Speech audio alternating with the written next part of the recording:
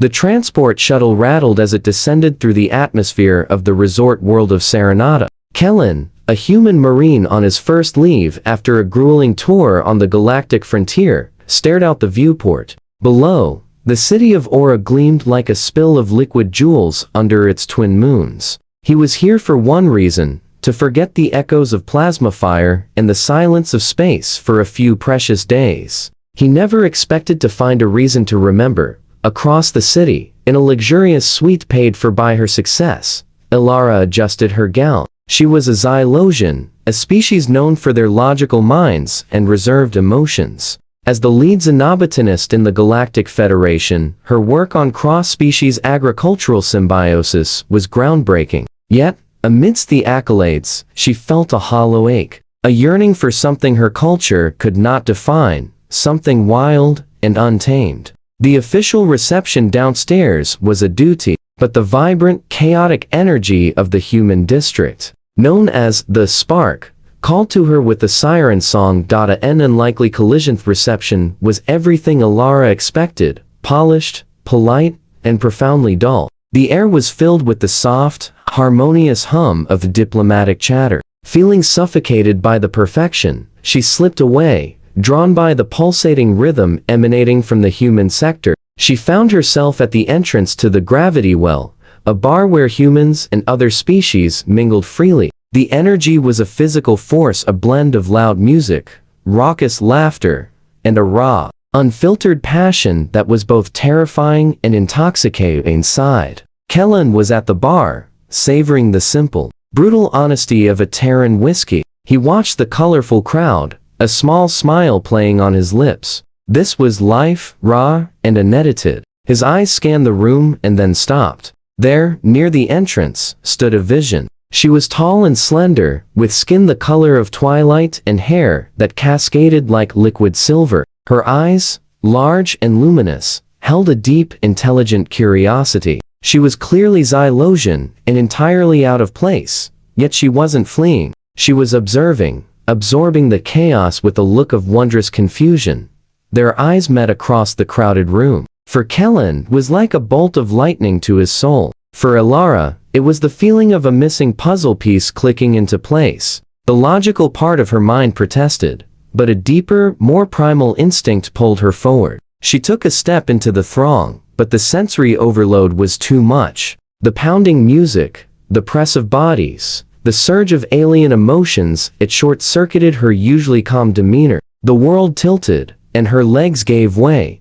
A moment of solid ground. Kellen moved without thought. His marine training kicked in, and he cut through the crowd like a shark, his strong arms catching her just before she hit the floor. She was light in his embrace, her silver hair spilling over his arm. A jolt, not of electricity, but of pure, undeniable connection, passed between them. He felt a fierce, immediate need to protect her, a need that went beyond chivalry. It was possessive, primal. "Hey, easy there," he murmured, his voice a low rumble against the music. "I've got you."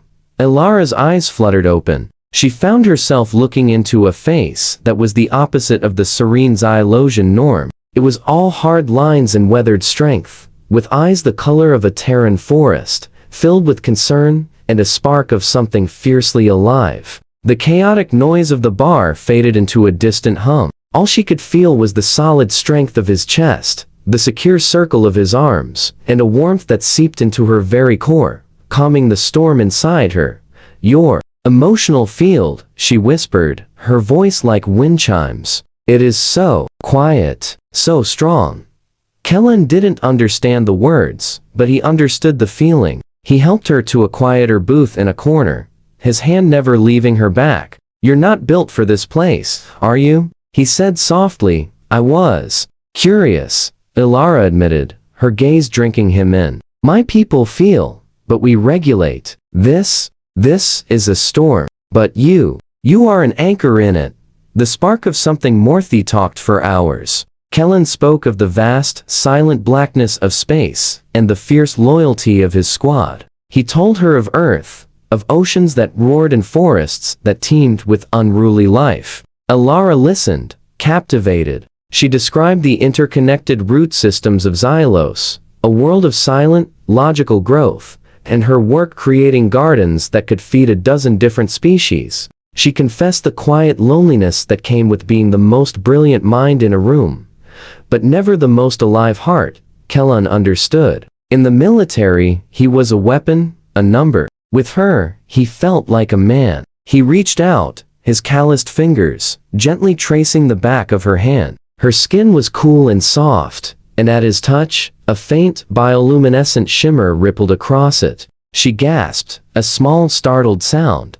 "What was that?" he asked, mesmerized. A physiological response to strong stimulus, she said, her luminous eyes wide. "We call it starlight. It has not happened to me since I was a child. It's beautiful," Kellan said, his voice thick with an emotion he hadn't felt in years. He wasn't just looking at an beautiful alien. He was seeing a woman of immense depth and intelligence, and he was completely, utterly captivated. As the larger of Serenada's two moons reached its zenith, painting the city in a silvery blue light, Kellan walked Elara back to the diplomatic sector. They stood at the invisible border between their two worlds, the chaotic hum of the spark at their backs, and the silent, orderly spires of the Xylosian quarter ahead.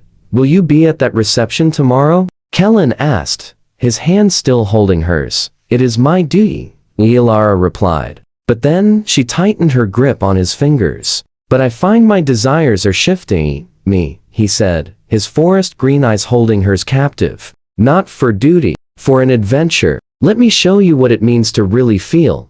Elara looked from his passionate, determined face to the cold perfection of her world. The hull lake she had carried for so long was gone, placed by a thrilling, terrifying warmth. The logical choice was to return to her suite, to her datapads, to her regulated existence. The human choice was to leap. "Yes," she breathed, the word feeling like a revolution on her lips. Kellan smiled, a brilliant, heart-stopping sight. He leaned in, and for a breathtaking moment, she thought he would kiss her. Instead, he lifted her hand and pressed his lips to the very spot where her skin had shimmered at his touch. The contact sent another wave of starlight cascading up her arm. "Till tomorrow, Elara," he whispered against her skin.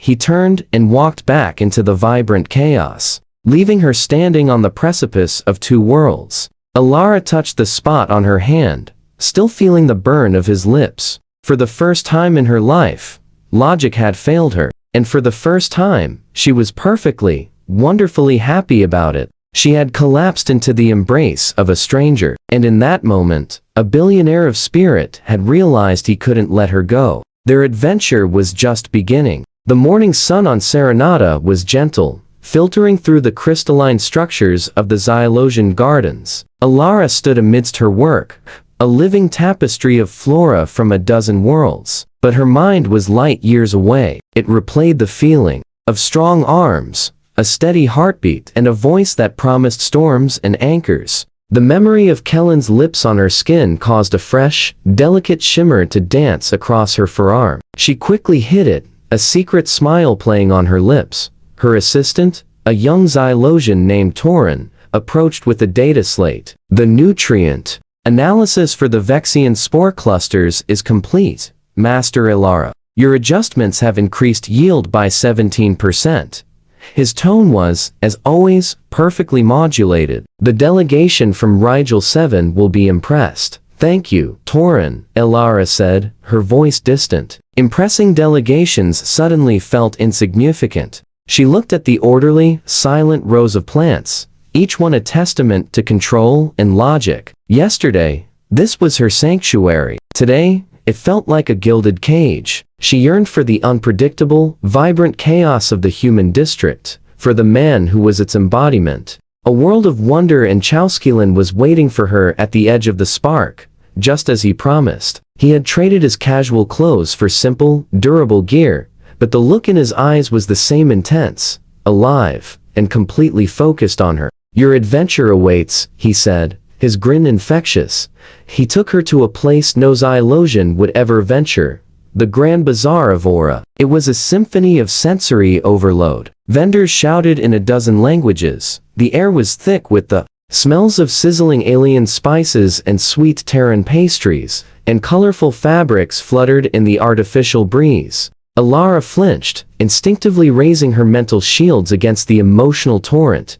"Easy," Kellan murmured, his hand finding hers. His touch was like a grounding rod. "Don't fight it. Let it wash over you. Feel the joy in that laugh, the excitement in that barter. It's not noise, Alara. It's life." He guided her through the crowd, his body a protective barrier. He bought her a piece of juicy, golden fruit from a vendor, laughing as the sweet juice dribbled down her chin. He challenged her to a game of skill at a stall run by a hulking Borlin, and her precise, logical mind won them a ridiculous, fluffy toy that looked like a six-legged hamster. She hugged it to her chest, a genuine, uncalculated laugh bubbling out of her. The sound was so foreign and beautiful that Kellan stopped and just stared at her, his heart swelling.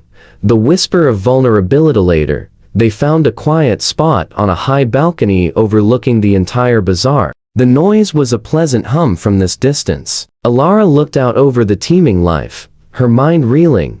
"I have studied thousands of ecosystems," she said softly. "I understand symbiotic relationships and chemical communication. But this social chaos, this open exchange of emotion, it is a language I never learned." "It's the first language," Kellan replied, leaning on the railing beside her. "Before words, there was feeling. My people never forgot that." He turned to look at her, his expression turning serious. "What you do, creating gardens to feed people, that's not so different. It's a different kind of caring."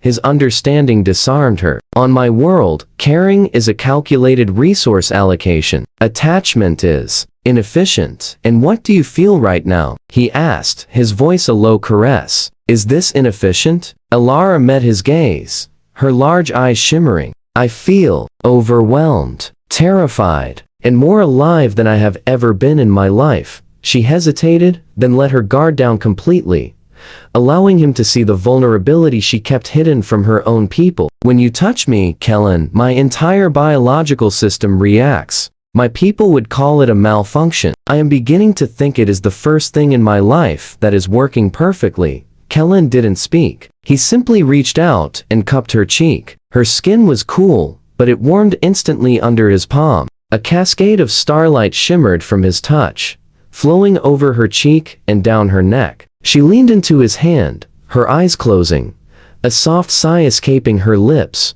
The first taste of passionate distance between them vanished. Kellan leaned in and captured her lips with his. It was not a gentle, exploratory kiss. It was a claiming, a confession, a transfer of pure, human passion. It was everything Alara had been secretly yearning for, untamed, illogical, and utterly consuming. Her logical mind short-circuited. Her body, however, knew exactly what to do. She kissed him back with a fervor that surprised them both, her hands coming up to tangle in the coarse fabric of his shirt, pulling him closer. The fluffy toy tumbled to the floor, forgotten. The world narrowed to the feel of his lips, the taste of him, the solid strength of his body against hers. When they finally broke apart, both were breathing heavily. Alara's entire body was alight with a soft, internal luminescence, glowing with the intensity of her feeling. Was that efficient? Kellan breathed, his forehead resting against hers.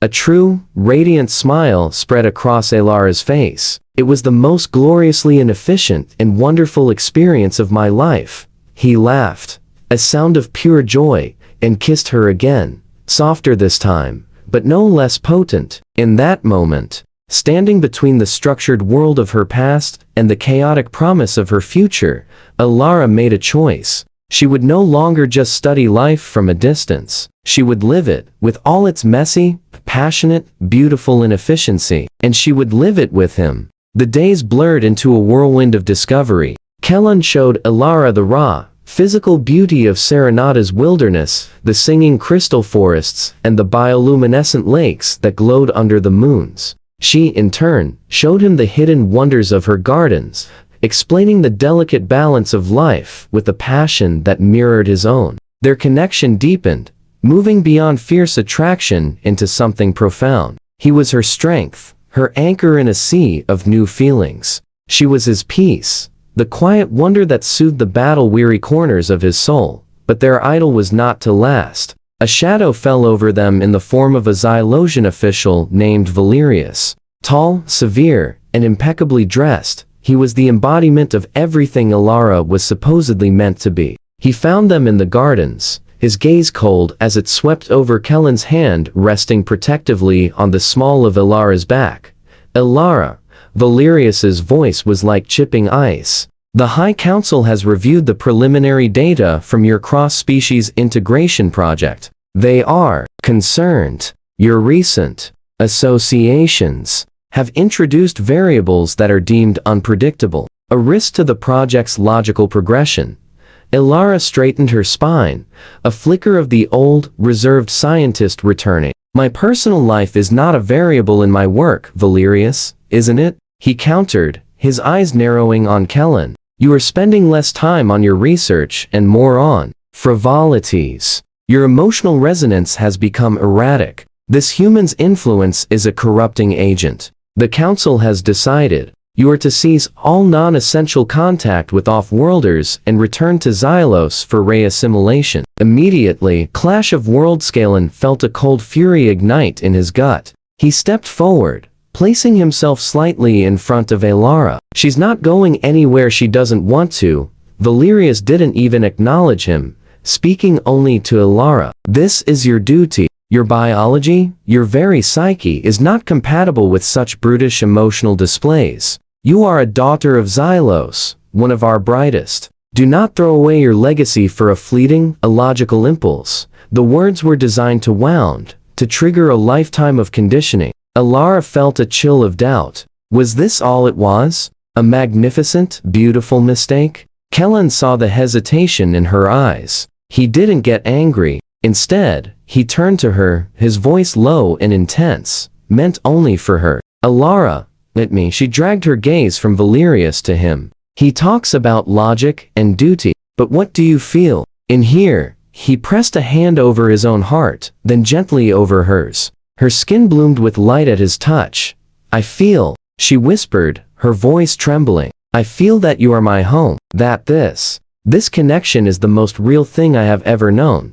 That's not an impulse, Kellen said, his forest green eyes blazing with conviction. That's a truth. And no council, no matter how logical, can argue with that. The fury of a gentle soul, Valerius sneered. A human sentimentality. It means nothing.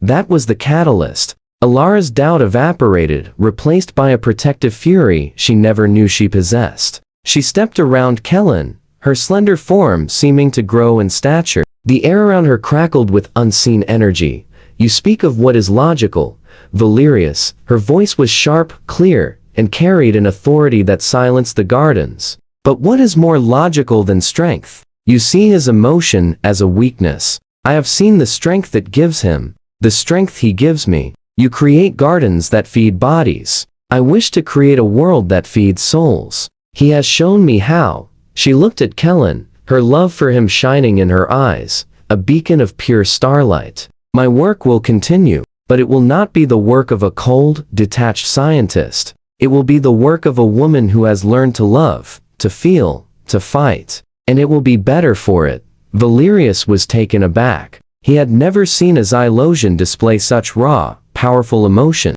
It wasn't a malfunction. It was an evolution. He had no logical counter-argument for the sheer force of her conviction. You are making a grave error, he finally said. But the certainty had left his voice. No, Lara said softly, turning her back on him, a final, powerful rejection. For the first time, I am making the only choice that is right. Valerius left. The silence he left behind filled with the triumphant thrum of life in the garden. A future forged together alone again. Ilara collapsed into Kellen's embrace. Not from weakness, but from the sheer release of tension. He held her tightly, his face buried in her silver hair. You were magnificent, he whispered, his voice thick with pride and love. He was right about one thing, she said, looking up at him. My place is not on Xylos anymore. My legacy will not be written in datapads and council reports. She reached up and traced the line of his jaw. It will be written here, with you. Kellen's heart felt like it would burst. He kissed her, a seal on their promise. It was a kiss of passion, of partnership, of a future they would build together, bridging the gap between stars and soil, between logic and love. In a universe of infinite possibilities, they had found the one thing that mattered most, a connection so strong it could defy worlds, a love that shone brighter than any star. Their story was not ending. It was just beginning. The defiance of the Xylosian Council was not an end, but a beginning. Alara's quarters, once a sterile sanctuary of data and logic, were now filled with the tangible evidence of her new life. A worn marine jacket was slung over a chair, a set of Terran coffee mugs set beside her delicate tea set, and the fluffy, six-legged hamster toy held a place of honor on her workstation. The air itself felt different, warmer, charged with the lingering scent of Kellen and the electric potential of their shared future. But a shadow lingered. Valerius's words, though rejected, had planted a seed of practical fear. The Council's reach was long, and their disapproval could manifest in ways more concrete than a stern lecture. They could revoke my research credentials, Alara murmured one morning, her head resting on Kellen's chest, listening to the steady, reassuring rhythm of his heart. They could block my access to the cross-species seed bank, everything I've worked for. Kellen's arms tightened around her. Then we don't play their game. We make our own. He shifted, looking down at her, his forest green eyes alight with a new kind of fire, not the fire of battle, but of creation. You said you wanted to create a world that feeds souls. So let's do it. Not under their flag, but under ours. The spark of rebellion. The idea was audacious, a truly human kind of madness. Kellen, using the savings he'd accumulated from a decade of service and the combat bonuses he'd never had reason to spend, secured a lease. It wasn't in the gleaming spires of the Xylosian sector or the chaotic heart of the Spark, but in the neutral, industrial docking district. The space was a former cargo bay,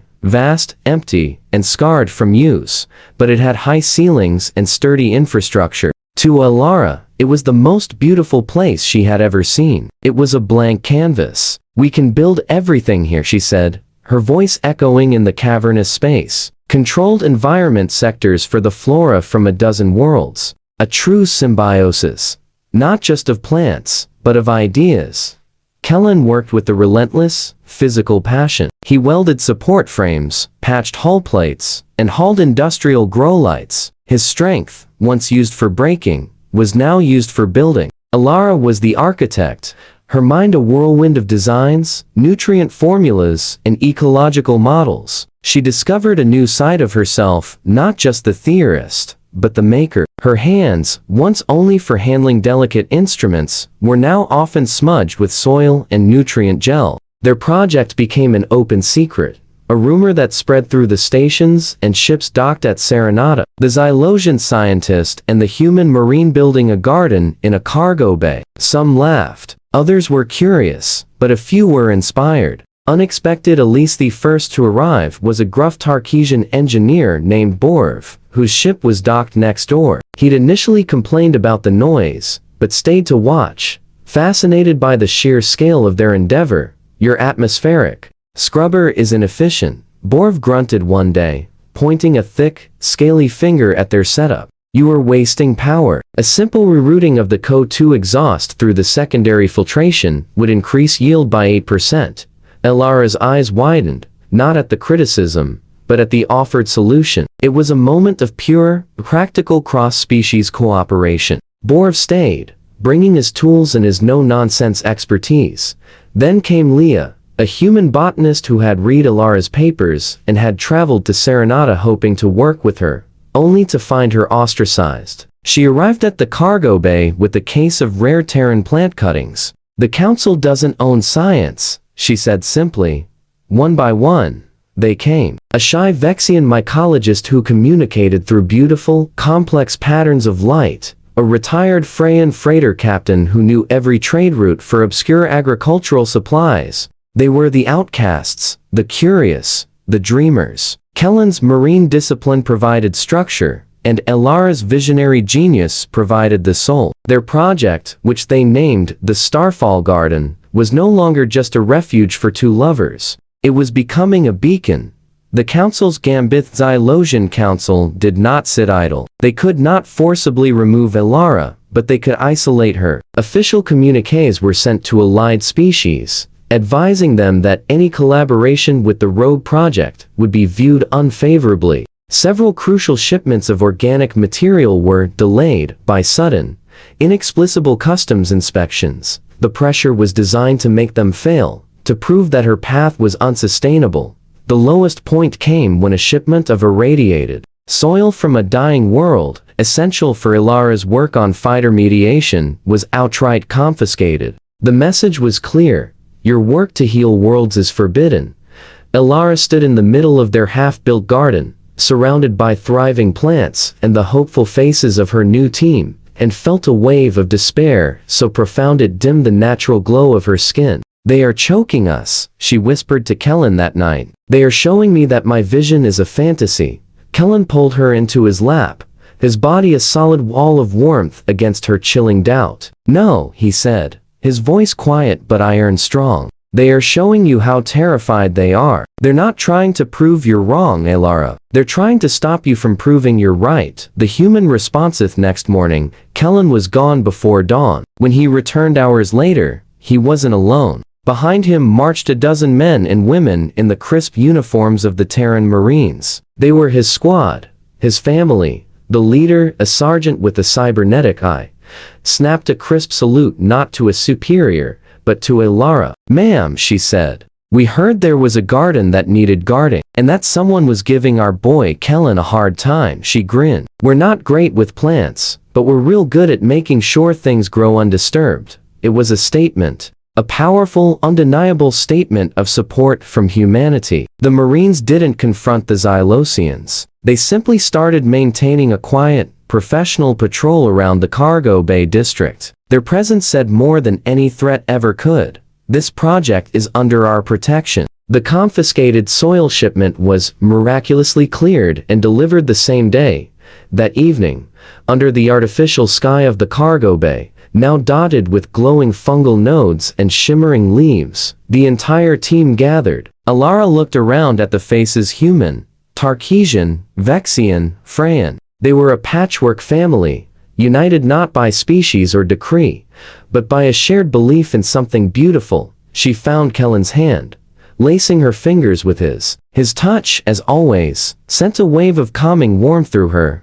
"We are not just building a garden," she said, her voice clear and strong, carrying to every corner of the bay. "We are building proof. Proof that different kinds of strength, the strength of a warrior and the strength of a scientist, the strength of logic and the strength of emotion, are not opposed. They are the two hands that will build our future." Kellen looked at her, at the woman who had collapsed into his arms, and had since stood taller than any galactic council. He saw the starlight in her skin, the fire in her eyes, and the unshakable love in her heart. The war wasn't over, but they had just won a decisive battle. Together, they had planted a flag in the universe, and on it, they would write their own destiny. The Starfall Garden flourished, becoming a living legend. It was a vibrant, breathing tapestry of a dozen worlds, a symbol of what cooperation could achieve. But its very success was a thorn in the side of the Xylosian Council. Valerius watched, his disdain curdling into cold fury. Elara's illogical project was not failing. It was succeeding beyond their most calculated projections. It could not be allowed to continue. The attack was not with weapons, but with code. A silent, sophisticated digital plague, engineered by Xylosian experts, slithered into the garden's environmental systems. It targeted the delicate balance Elara had crafted, introducing a compound that accelerated decay. The beautiful, glowing flora began to wither. The Vexian light patterns turned to frantic, distressed flashes. The air, once sweet with alien pollen, grew heavy with the scent of rot. Despair threatened to consume the team. Their dream was dying from the inside out. Elara stood amidst the fading light, her own inner glow dimming, feeling the collapse of her life's work. "They have won," she whispered, her voice breaking. "They have proven that creation cannot withstand calculated destruction." Kellen took her face in his hands, his thumbs wiping away tears that shimmered like liquid diamond. "No," he said, his voice a low, steady rumble. "They've only proven they're scared. And a scared enemy is a vulnerable one." He looked at the dying plants, then back at her, a fierce, human light in his eyes. "You built this with your mind and your heart. Now, we fight for it with everything we are." The human heart's answer. Keelan's Marine squad, who had become the garden's guardians, had an idea. It was reckless, utterly illogical, and brilliant. While Ilara and her team worked frantically to create a biological counteragent, the Marines, led by Keelan, executed a daring digital raid. They didn't try to fight the complex Xylosion code with superior programming, they fought it with sheer, brute force human chaos. They flooded the Council's network with terabytes of meaningless, emotional data love songs, poetry, angry rock music, and images of the dying garden. It was a digital scream, overwhelming their logical systems with a tsunami of raw, human feeling. The Council's servers, designed for perfect order, crashed under the emotional onslaught, creating a brief, critical window. In that window, Ilara's genius bloomed. Drawing on her knowledge of Keelan's unique human biology, his resilience, his cellular vigor, she synthesized a catalyst. It wasn't a cure from a lab, but a serum born from their love, a fusion of Xylosion science and human spirit. As she injected it into the garden's central nutrient core, a wave of brilliant, gold-tinged light erupted from the plants, burning away the decay. The garden didn't just recover, it evolved, becoming more vibrant and resilient than before. A union of two worlds. The Council, humbled and forced to acknowledge the power of what they had tried to destroy, had no choice but to stand down. Valerius himself arrived at the garden, not with a decree, but with a request for collaboration. But Ilara and Keelan's eyes were only for each other. Beneath the newly restored, dazzling canopy of their creation, surrounded by their found family of all species, Keelan dropped to one knee. He held no ring of metal, but a small, luminous blossom that had sprung from the very soil they had saved together, a flower that pulsed with a gentle, golden light, a perfect symbol of their union. "Ilara," he said, his voice thick with emotion, "you are my strength and my peace. You are my logic and my chaos. Will you build a life with me, not for a season, but forever?" Her answer was a radiant smile that outshone every light in the garden. She pulled him to his feet and into a kiss that was a promise of shared sunrises and quiet nights, of future challenges faced together, of a love that had literally brought new life into the universe. "Yes," she breathed against his lips, her entire being alight with the starlight that would never fade. Forever, in the heart of a cold, logical universe, a human and a Xylosion had proven that the most powerful force was not intellect or strength alone, but the defiant, beautiful, and unbreakable bond of the heart. Their story was complete, but their legacy, like the Starfall Garden, was only just beginning to bloom.